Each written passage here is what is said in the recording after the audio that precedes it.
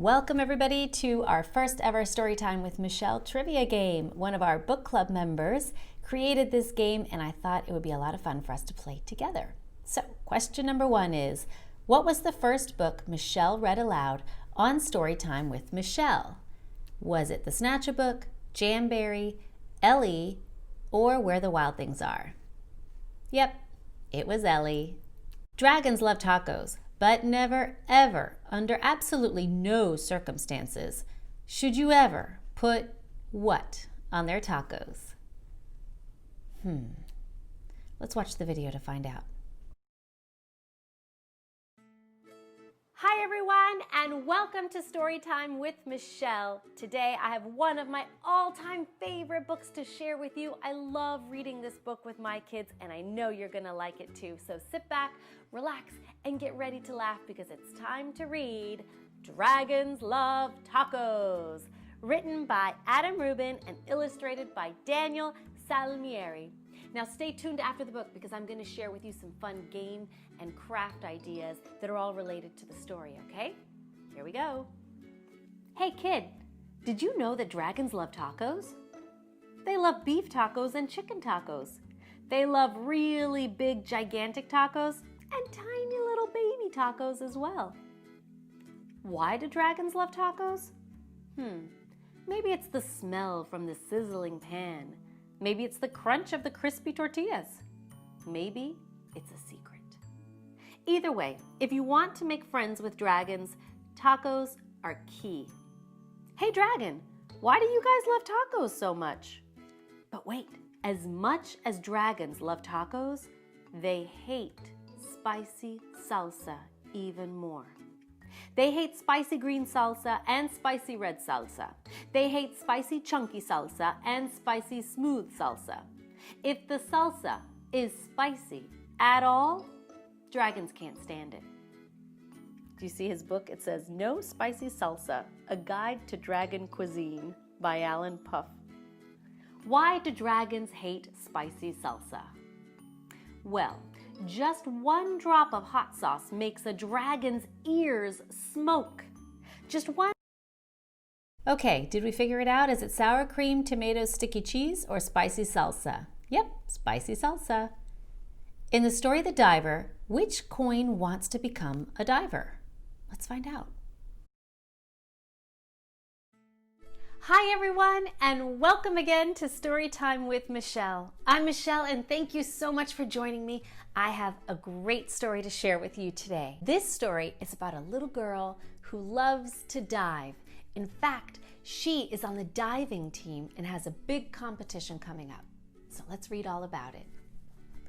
This story is The Diver, and it was written by Veronica Caratello. And I think this is our main character, the little girl who loves to dive. So let's dive into the book. The Diver by Veronica Caratello. In a little town in Italy, there lived a girl called Emma who dreamed of becoming a great diver. When she leapt from the board, anything felt possible. She trained hard every day and watched divers every night. But things didn't always go to plan.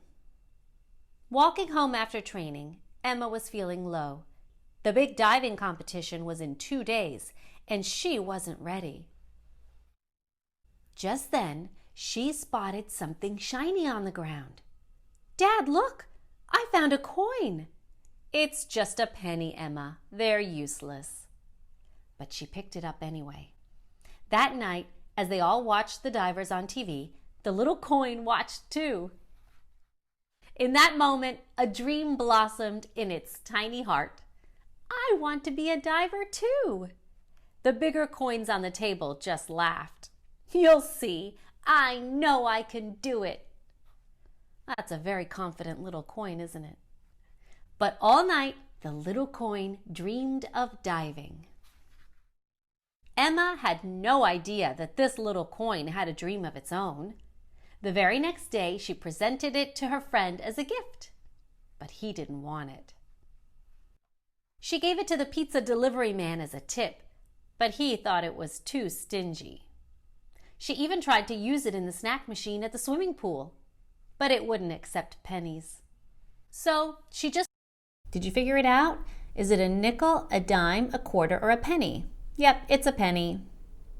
Next, what does buscar mean in Spanish? Let's find out. Hola! Hello everybody! Welcome to Story Time with Michele. Thank you so much for joining me today. I have a story for you in Spanish today. Now don't worry if you don't speak Spanish, you can still follow along.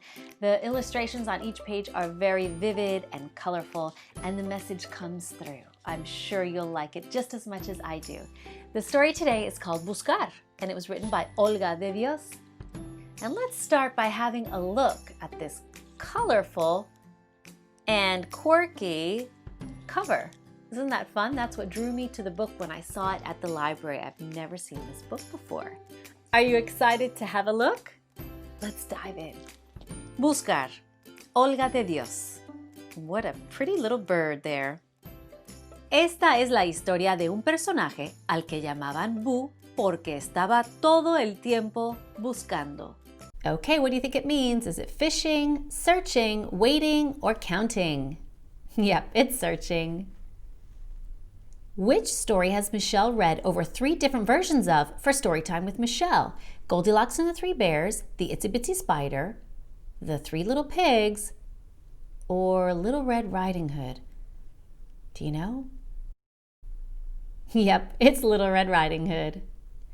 Next up, in Lost Dog, what is the name of the street that Sam is trying to get to? Do you remember? Hi everyone! Welcome to Storytime with Michele. I'm Michele and I love to read stories aloud. Please take a moment to subscribe to the channel so you can stay up to date every time I add a new story read aloud. Are you a dog lover? I am. I have a little dog named Pepe and I think he is just the cutest little pup. What do you think? Now I've shared a lot of cat stories on this channel but not many dog ones, so I hope you like this one. It's called Lost Dog. He sure does look lost. Aw. Let's see if this poor guy can find his way and pay close attention to all of the animals who help him along the way. Let's read. Lost Dog by Michael Garland. That looks like a very friendly dog sitting in a cozy chair wrapping a gift. Oh, I wonder who that gift is for. Pete went to see Grandma. She lived on Mutt Street. Ooh, let's read what the card says. To Grandma, happy birthday, love Pete. And now we know the gift must be for Grandma. Oh, and he's got a nice bouquet of flowers for her too.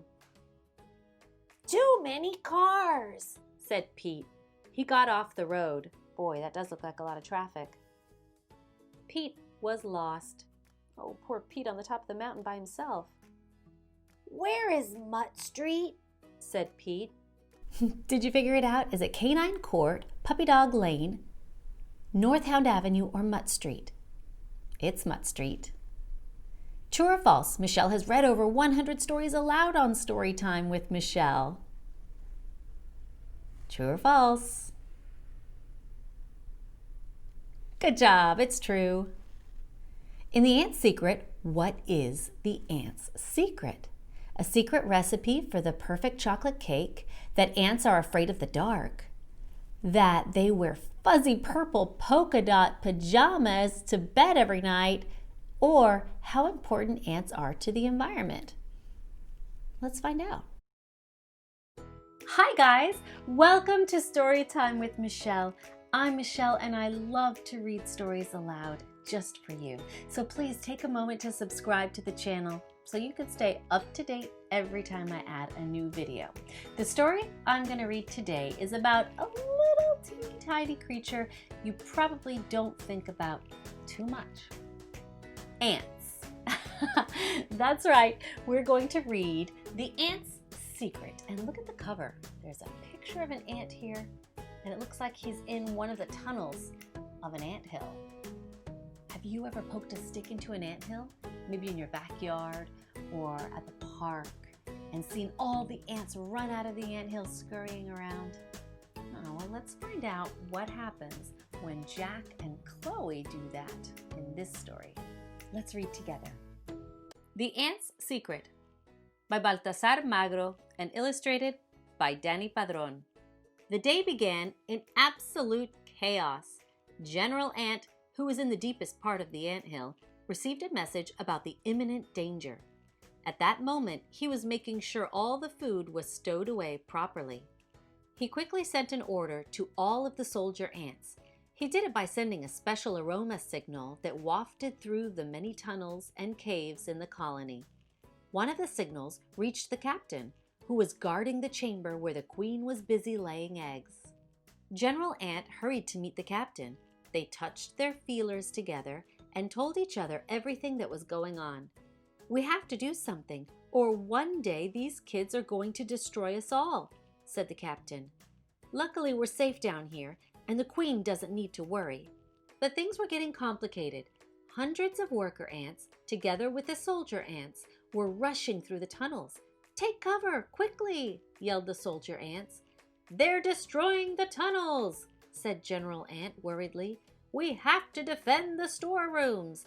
Those kids are after us, but I don't know why." On the surface, Chloe and Jack were having fun poking sticks into the anthill. They did it whenever they saw a pile of sand outside, which meant that the ants had rebuilt their underground city. For them, it was just a game.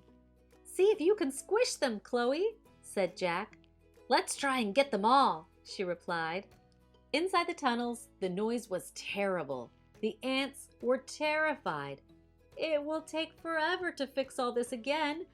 But those kids don't know how strong we are or how powerful our jaws are," said General Ant. "And they don't know how good we are at working together or the emergency exits we've got all over the garden," said the captain, looking over at the queen, who was still laying eggs to make sure the species would never disappear.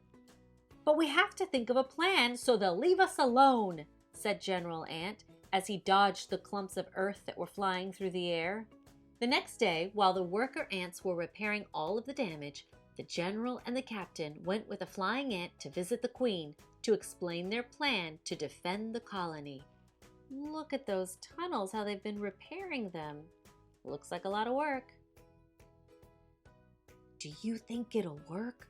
whispered the captain to the general. "Just you wait and see. We have the biggest brains of any insect, and our flying sisters are the smartest of us all." That night, the flying ant fluttered through Jack's bedroom window and landed on his pillow, right next to the little boy's head. The little ant began to transmit powerful signals into Jack's head. "There are more than 20,000 different species of us, in all different sizes and colors, more than any other type of animal.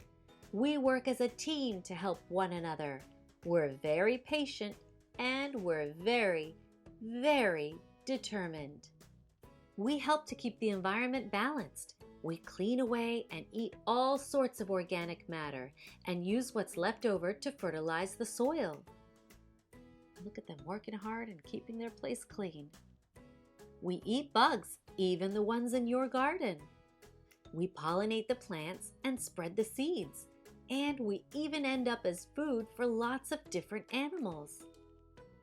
Jack could clearly see all of the images the ant was sending to him in his sleep. It was the most amazing dream he had ever had, and the most incredible night of his life. When he woke up in the morning, he ran into his sister's room. "Chloe, listen to me. Never again. You hear me? We're never going..." Do you think you know what the answer is? Let's look at all the choices again. That's it. How important ants are to the environment. In Click Clack Moo Cows That Type, the cows found Farmer Brown's what in the barn and used it to request electric blankets. Hi there, and welcome to Storytime with Michele. I'm so happy to see you. And guess what? I have a really funny story to share with you today. It's called Click Clack Moo Cows That Type. Are you ready to meet some funny cows? Maybe you can moo along with me in the story, okay? Now, this story was written by Doreen Cronin And pictures are by Betsy Lewin. Let's get started.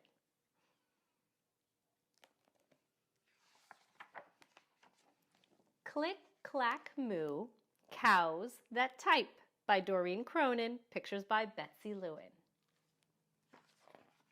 Farmer Brown has a problem. His cows like to type. All day long he hears click, clack, moo, click, clack, moo, clickety, clack, moo. At first, he couldn't believe his ears. Cows that type? Impossible! Click, clack, moo, click, clack, moo, clickety, clack, moo. There he is, going to see what's going on in the barn. Then he couldn't believe his eyes. Dear Farmer Brown, the barn is very cold at night. We'd like some electric blankets. Sincerely, the cows. The cows have left a note on the barn door. It was bad enough the cows had found the old typewriter in the barn. Now they wanted electric blankets. No way, said Farmer Brown. No electric blankets. Okay, I think I know the answer to this one. Is it cell phone, laptop, pager, or typewriter? It's the typewriter. What made the pout-pout fish recover from the dreary wearies? Oh, this is a cute story. Let's watch it. Hi everyone, and welcome back to Storytime with Michele. Thank you so much for coming back to visit me. Today I'm going to share with you a really fun story. It's called The Pout-Pout Fish. I love this story because of all of the funny fish characters and all of the funny voices I get to make when I read the story. The Pout-Pout Fish was written by Deborah Deason, and pictures are by Dan Hanna. Deep in the water, where the fish hang out, lives a glum, gloomy swimmer with an ever-present pout. Can you make a pout face?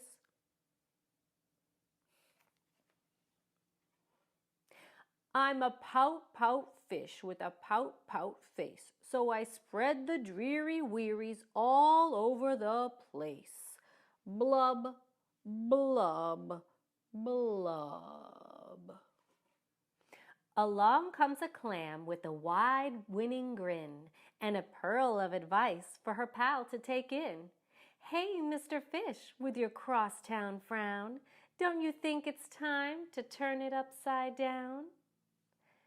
Says the fish to his friend, nice thought, Ms. Clam.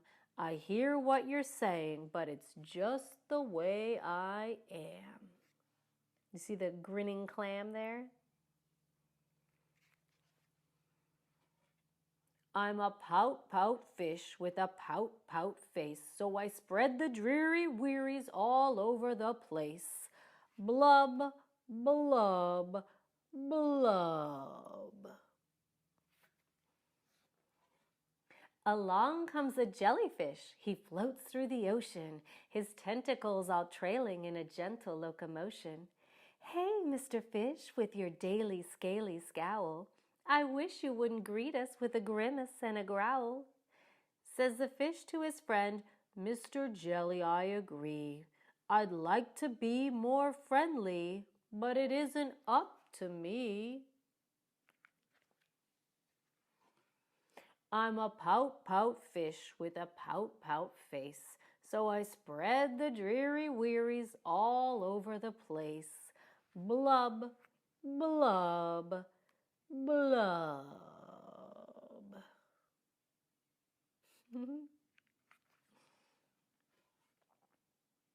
Along comes a squid, quite a slender, squiggly sight. She's squirmy, she's squelchy, she's slightly impolite. Hey, Mr. Fish, your kaleidoscope of mope, how about a smile, a little joy, a little hope? Says the fish to his friend, Mrs. Squid, I would try, but I haven't any choice. Take a look and you'll see why. I'm a pout-pout fish with a pout-pout face, so I spread the dreary wearies all over the place. Blub, blub, blub. Along comes an octopus with 8 great arms, covered on the underside with tiny sucker charms. Hey, Mr. Fish, let me tell it to you straight. Your hulky-bulky sulking is an unattractive trait. Says the fish to his friend, Mr. 8, my chum, with a mouth like mine, I'm destined to be glum. I'm a pout-pout fish with a pout-pout face, so I spread the dreary wearies all over the place. Blub, blub, blub. Oh boy. Now, along comes a fish in a silent silver shimmer. The gang has never seen before this bright and brilliant swimmer.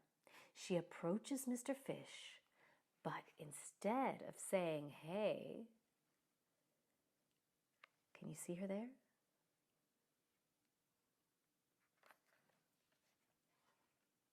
She plants a kiss upon his pout, and then she swims away. Mr. Fish is most astounded. Mr. Fish is just aghast. His stone face like a statue, then he blinks and speaks at last. My friends, says Mr. Fish, I should have known it all along. I thought that I was pouty, but it turns out I was wrong. What's happening to his pout? Let's find out. I'm a kiss-kiss fish with a kiss-kiss face for spreading cheery cheeries all over the place. Look at his smile now. Can you see that he's upside down? Let's have a look.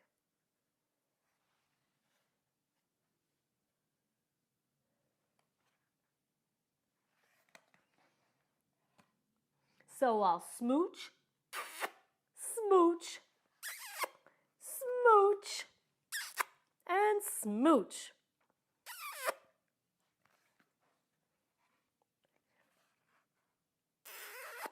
And there's one last smooch at the end. Have you figured out the answer? A chocolate bar, a hug, a compliment, or a kiss? A kiss, a big smooch, wasn't it?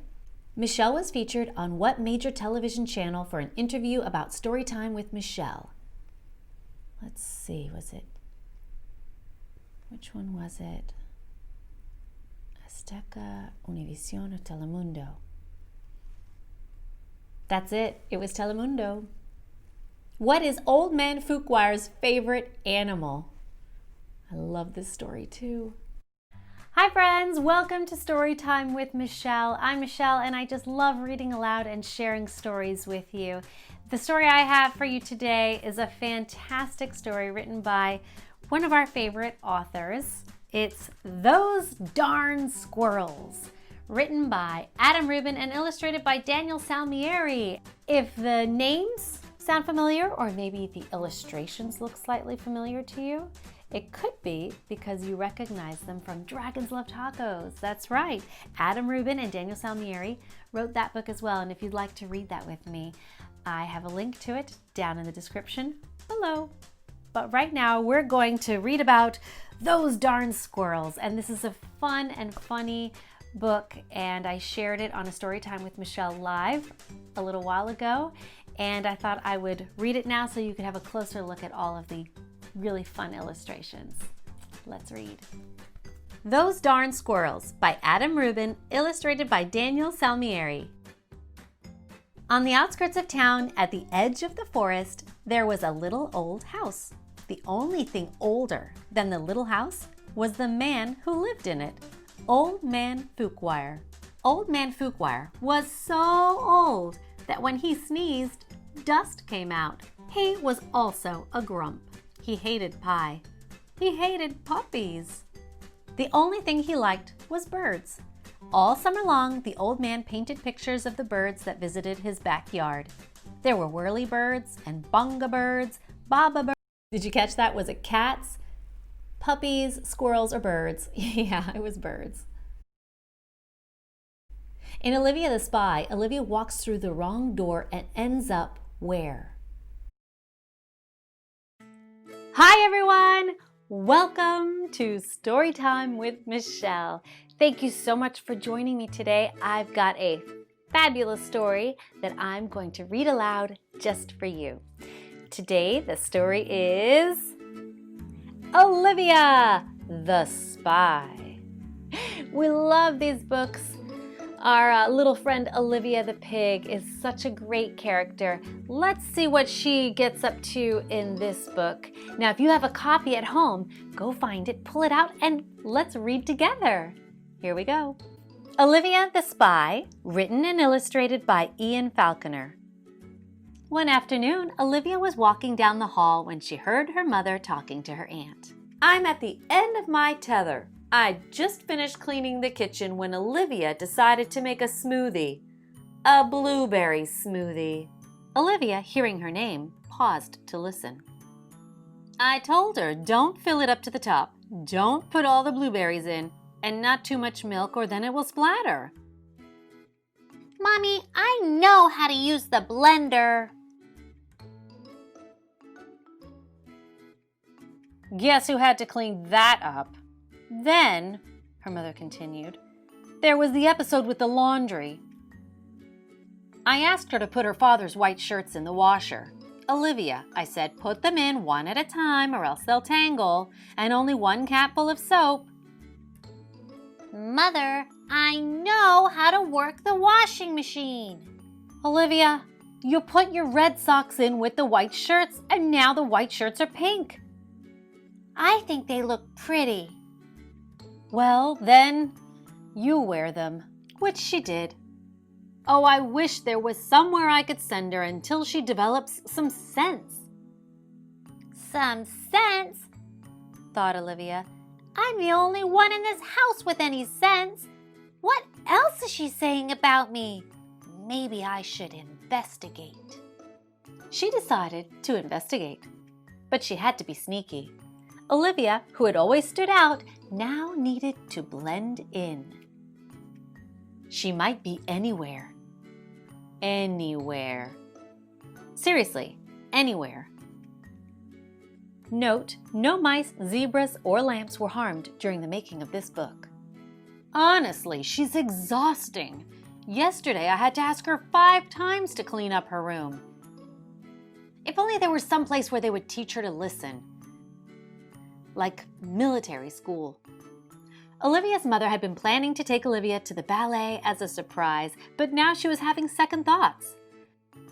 Do you think if I take her to the ballet that she can sit through it without wiggling and squirming? Olivia sneaked around the corner just in time to hear her father say, Oh, that's the perfect place to take her. After all, it's an institution. The next day, Olivia asked her teacher, What's an institution? That's a good question, Olivia. An institution can be many things. It can be a building, like a library, or a tradition, like marriage. Or it could be the military, or a prison. Ooh, do you see there written on the chalkboard? It says library, marriage, the military, and prison. And prison is underlined twice. Prison? The next morning, Olivia's mother told her to be ready and dressed by 6 o'clock that evening. I'm going to take you somewhere special. Where are you taking me? Olivia asked in a very small voice. It's a surprise. Okay, Mommy, I'll be ready. All that sad day, Olivia tried to figure out what she would need for an institution. Oh, and there on her t-shirt it says, Hang in there, baby. She packed up her few pitiful possessions, put on her best dress, and went downstairs. Oh, you can't take your things where you're going. You're awfully quiet tonight, Olivia. Olivia didn't answer. She was saying goodbye to the city she loved so well. When they got out of the taxi, Olivia cried out, "The ballet? You're taking me to the ballet?" "Yes, darling. That's the surprise." "I thought you were taking me to an institution." "An institution? Olivia, have you been eavesdropping?" "What does eavesdropping mean?" asked Olivia. "It means listening to other people's conversations, sweetheart." "Mommy, I would never do that. I was spying." Before they took their seats, her mother asked her if she needed to use the you-know-what. "No," said Olivia, "I'm fine." Of course, 10 minutes into the first act, Olivia needed to use the you-know-what badly. "Excuse me, my little one needs to use the you-know-what." "Of course. It's the door on the left." "Do you need me to come with you, Olivia?" her mother asked. "I know how to go to the bathroom, Mommy." "I have one just that age. They can be a handful." "They certainly can. You can't turn your back for 1 second. Not 1 single second." Uh-oh, where has Olivia gone? She on stage with the dancers? Yep, she's definitely on stage with the dancers. "There you are," said Olivia's mother. "You took such a long time to figure it out. Is it jamming with a rock band, flying in a hot air balloon, interrupting a birthday party, or on a stage with ballet dancers?" Yeah, with those dancers. Which leaf was sweet and humble in the falling leaves?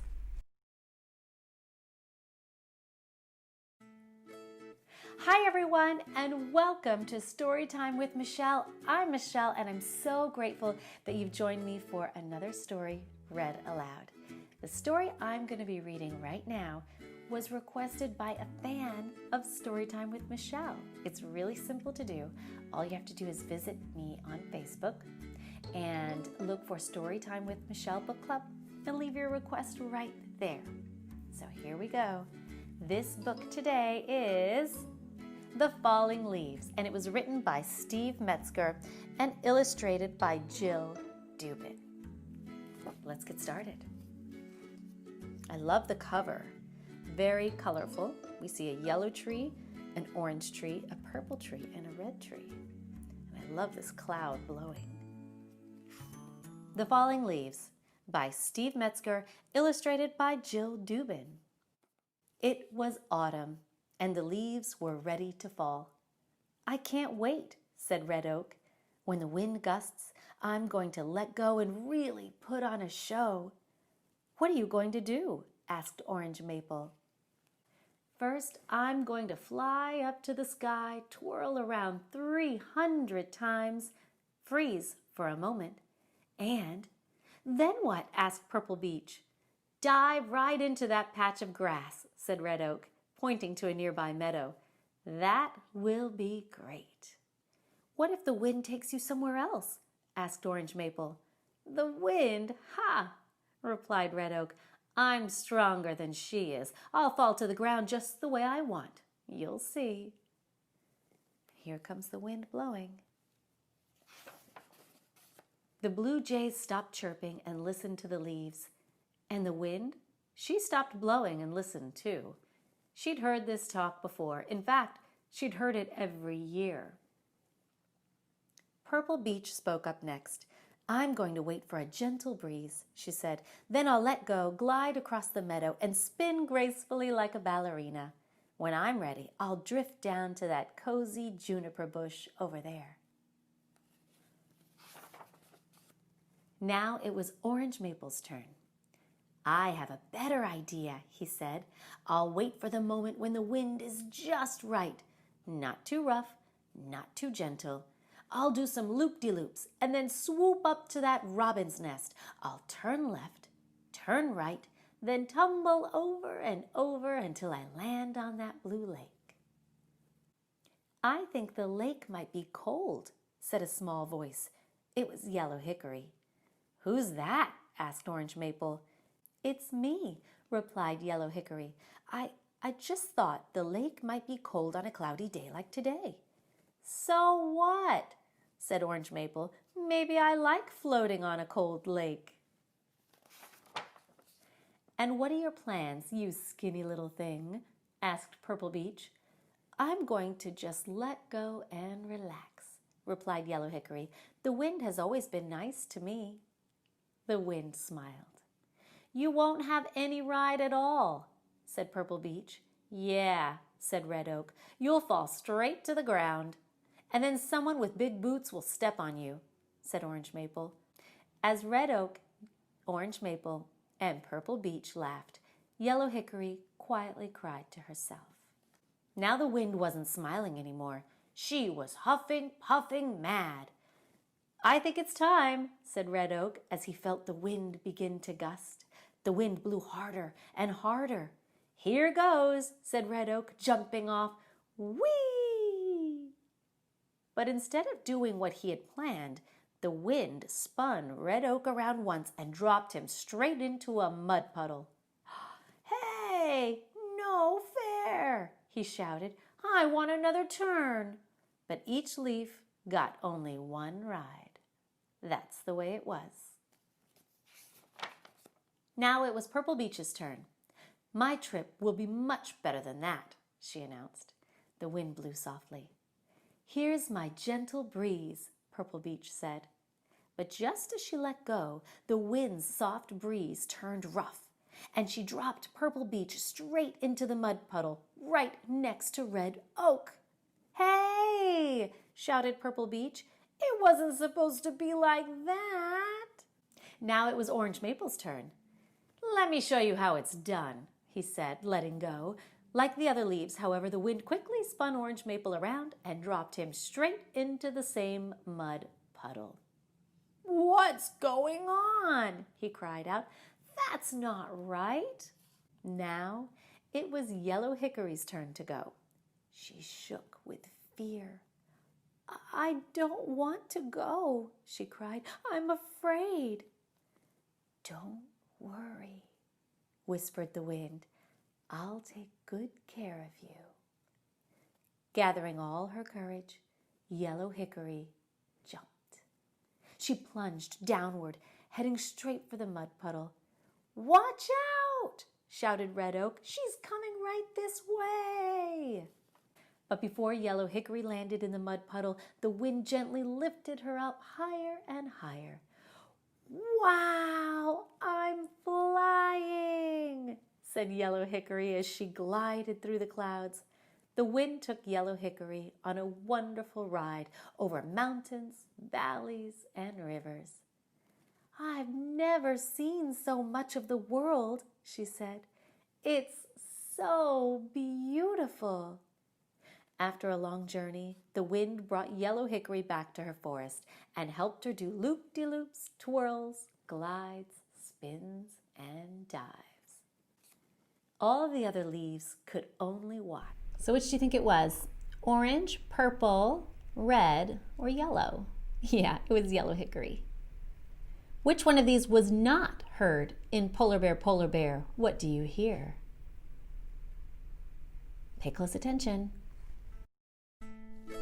Hi everyone! Welcome to Storytime with Michele. Thank you so much for joining me for another story read aloud, and today I have a special treat. It's a classic story. It's been around for a long time, and maybe you've already read it before, so I hope you'll enjoy it again with me. It is Polar Bear, What Do You Hear? And this story was written by Bill Martin Jr. with the gorgeous art of Eric Carle. And this is actually the 20th anniversary edition. That means this book came out 20 years ago. So if you've never read it before, I'm sure you'll enjoy it. Follow along. Polar Bear, What Do You Hear? By Bill Martin Jr., pictures by Eric Carle. Polar Bear, what do you hear? I hear a lion roaring in my ear.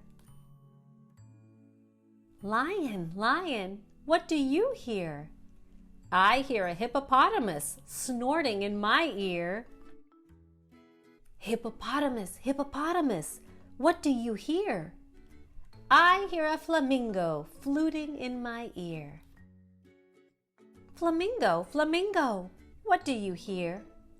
I hear a zebra braying in my ear. Zebra, zebra, what do you hear? I hear a boa constrictor hissing in my ear. Boa constrictor, what do you hear? I hear an elephant trumpeting in my ear. Elephant, elephant, what do you hear? I hear a leopard snarling in my ear. Leopard, leopard, what do you hear? I hear a peacock yelping in my ear. What a pretty leopard. Peacock, peacock, what do you hear? I hear a walrus bellowing in my ear. And that is a gorgeous peacock. Walrus, walrus, what do you hear?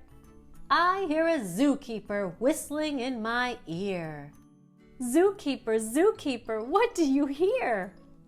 I hear children growling like a polar bear, roaring like a lion, snorting like a hippopotamus, fluting like a flamingo, braying like a zebra, hissing like a boa constrictor, trumpeting like an elephant, snarling like a leopard, yelping like a peacock, bellowing like a walrus.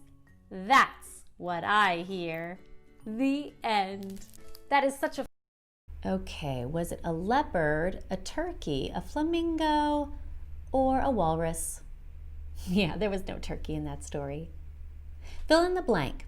And although I am small, at Christmas we give, so blank, blank, blank. At Christmas we give, so blank. Let's see if we can fill in the blank.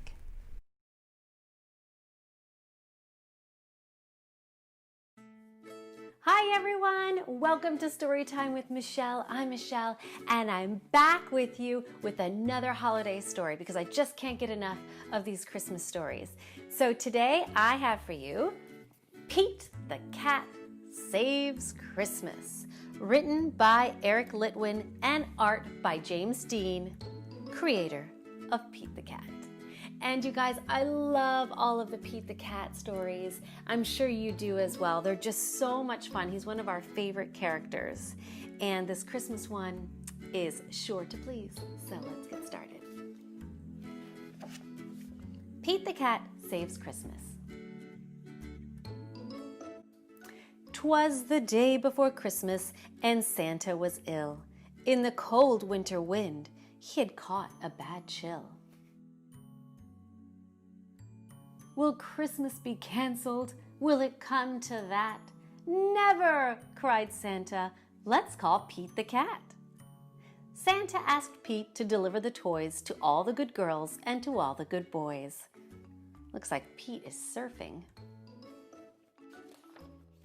I'll do it, said Pete, and although I am small, at Christmas we give, so I'll give it my all. Give it your all, give it your all. At Christmas we give, so give it your all. Pete jumped in his minibus.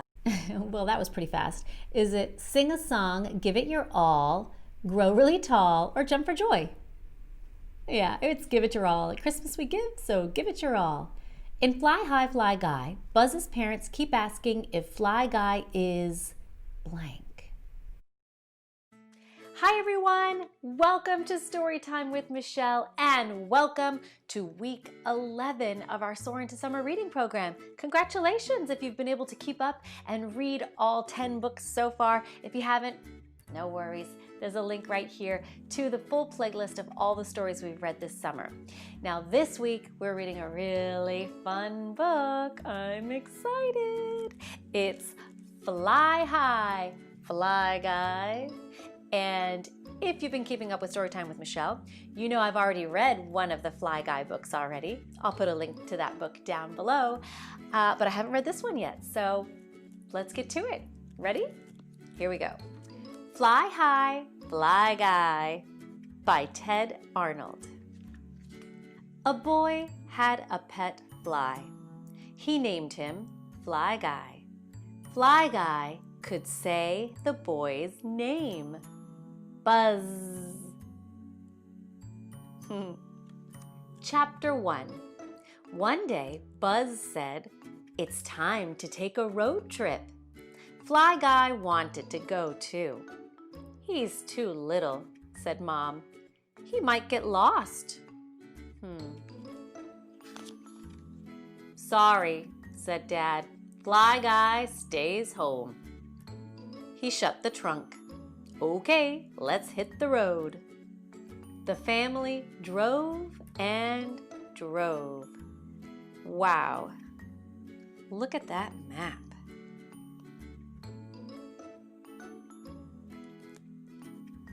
Looks like they're going to the beach. They stopped for a picnic. Mom opened the trunk. Fly Guy flew out. Dad said, "How did he get in there?" Buzz looks happy though. "Just don't lose him," said Mom and Dad. "Now, let's eat." Chapter 2. They drove to the beach. Looks like they had fun at the beach too. Then it was time to go. Mom and Dad said, "Is Fly Guy lost?" "No," said Buzz. "Here he is." Buzz! There he is inside the shell. They drove to the art museum. Ooh, look at those cool paintings. Looks like Fly Guy gave the painting a kiss.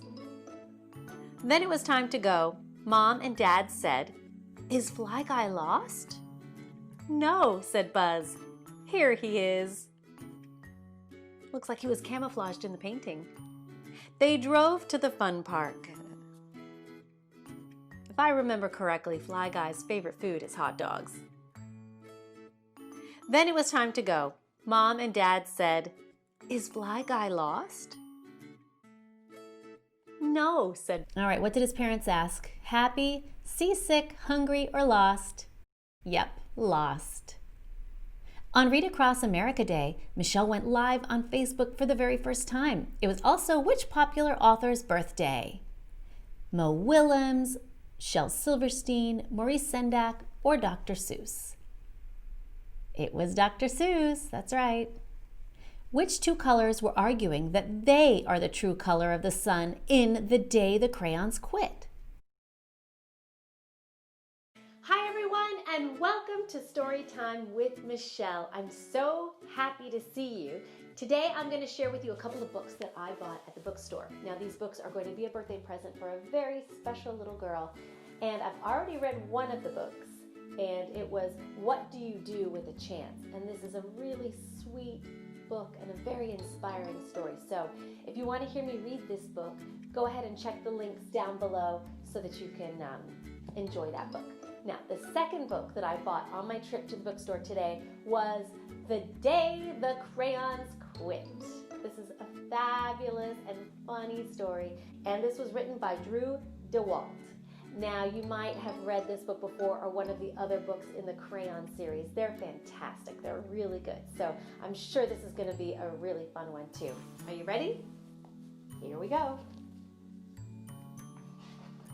The Day the Crayons Quit by Drew DeWalt. Pictures by Oliver Jeffers.